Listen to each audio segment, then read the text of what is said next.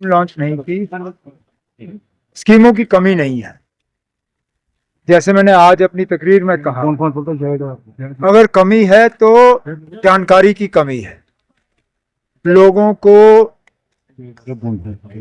पूरी तरह से हमें बाखबर करना होगा कि कौन सी स्कीमें हैं, उनके लिए अप्लाई करने का तरीका क्या है और इन स्कीमों के तहत उन्हें फायदा कैसा मिल सकता है।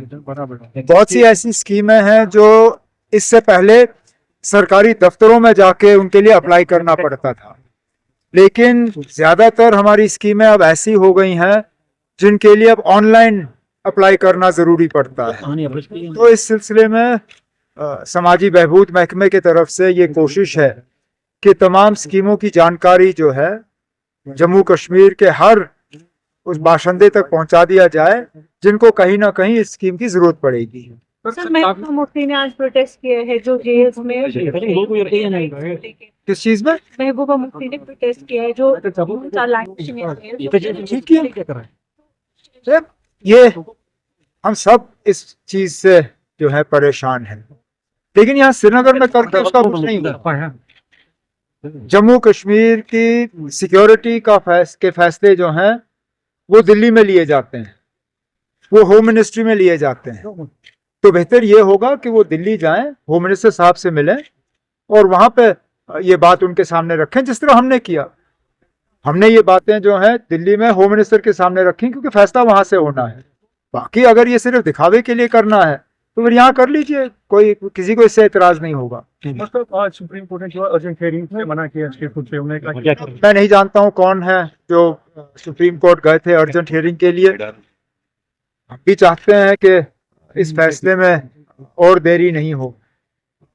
हमें भी हुकूमत में 10 महीने से ज्यादा हो गए हैं और पहले दिन से हम स्टेटहुड के पीछे लगे रहे। पहली कैबिनेट की जो हमारी मीटिंग हुई उसमें सबसे पहला फैसला हमारा स्टेटहुड का रेजोल्यूशन पास करना था। जो मेरी पहली मुलाकात वजीर आजम साहब से हुई उसमें पहला काम जो मैंने किया वो कैबिनेट का रेजोल्यूशन मैंने उनके हाथ में थमा दिया। हम इंतजार करते आए लेकिन हमारी इंतजार का भी कोई हमें फायदा मिला नहीं। अब चलिए, अफसोस की बात है कि सुप्रीम कोर्ट जो है 10 अक्टूबर से पहले इस बात को सुनने के लिए तैयार नहीं है। हम थोड़ा सा और इंतजार करेंगे, लेकिन हम अभी भी उम्मीद लगाए बैठे हैं कि जहां मरकज ने यह फैसला नहीं किया कम से कम सुप्रीम कोर्ट ही करे।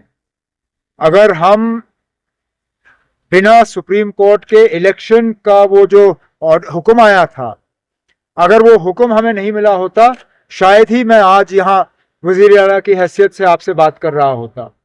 जम्मू कश्मीर में इलेक्शन तभी मुमकिन हुए जब सुप्रीम कोर्ट ने इस पे वक्त की जो है पाबंदी लगाई।